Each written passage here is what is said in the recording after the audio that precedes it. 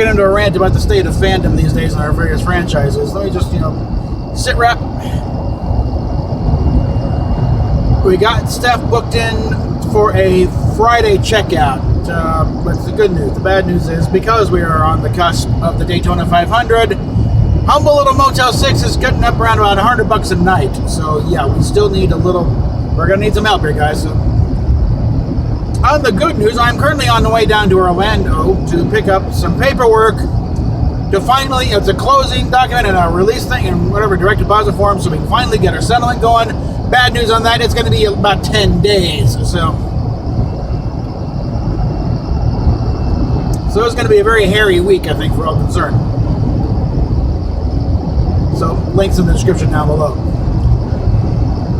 As for where our various fandoms stand, let's start off with Star Trek. If Doomcock sources are to be believed, and they certainly seem to be because they've been pretty accurate so far, we may finally be seeing light at the end of the tunnel here without it being a non-coming train named Alan Kurtzman, because apparently he's on the way out. He is pissed off Sherry Redstone no end,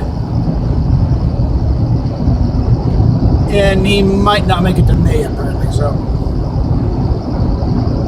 he's got other obligations to CBS, Y50, my God, But as far as Star Trek is concerned, he is on Sherry Redstone's shit list.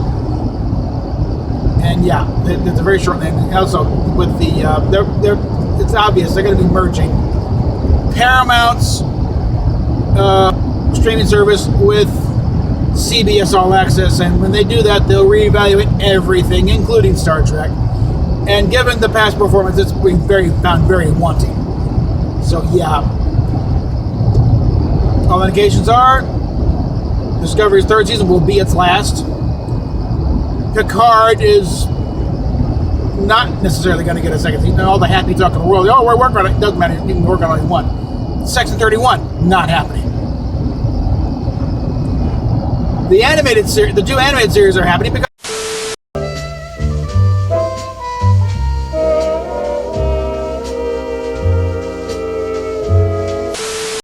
the dangers of working with a phone that's already hot. Okay, yeah, so the only thing we're waiting on now is for X to fall on Kurtzman and his merry band of idiots, and how long we got to wait until all deals are expired and then Paramount and Viacom can do Star Trek their way with nobody else having to come in on the side. At that point, I think I do expect a deal with Seth MacFarlane to produce Star Trek. It won't be a sellout, they won't be buying it, but I think they will make a deal with Fuzzy Door. Can you do us a Star Trek show? Oh, hell yes. And I've had 5 ideas by then. So yeah, Star Trek, there is a delivery point coming, but it's going to be a while. So it might be a few years because we got to wait for everything to expire, and then we can go ahead.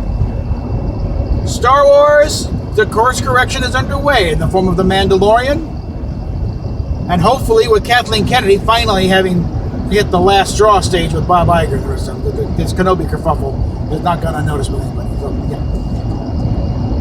Right now, The Mandalorian and the Clone Wars are the two things that they've got going that people are actually interested in. So, but that one, again, we're talking about turning the Titanic, so it certainly takes a couple of Western states for that turn radius.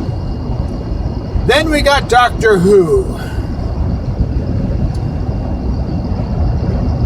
Theoretically, all you need is a change in showrunner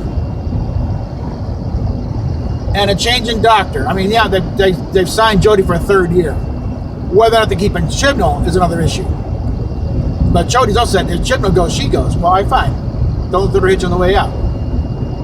So theoretically, yeah, a change in showrunner, change of direction, competent writers brought back in, yeah, you can save the show that way. But I think Gary's right. You're never going to get the fan base back that you had before. It'll go back to be a niche, thing, just hardcore Whovians. Because they had just burned too many people too badly with this latest thing. So yes, we are winning the culture wars, but the collateral damage is pretty extensive. And it's not going away anytime soon, yeah. Because one of the things people are gushing about with JJ, Star Trek's cool now. It's never really been cool, okay? and probably never should have been in the first place. Because then, when it's cool, all the cool kids want to get out on it. And we remember the cool kids back in school. They were assholes. Do we really want to associate with those dimwits?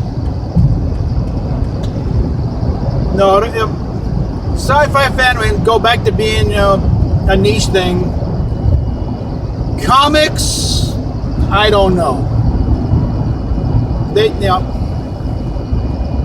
Because I think the success of the Marvel movies may have done some kind of damage to the Marvel, but a lot of Marvel Comics damage was self-inflicted. They didn't have to go the way they went. Okay.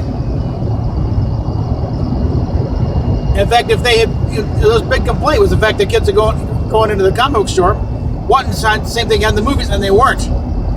That should have been a big fat hint. Do the stories like you got in the movies. Okay.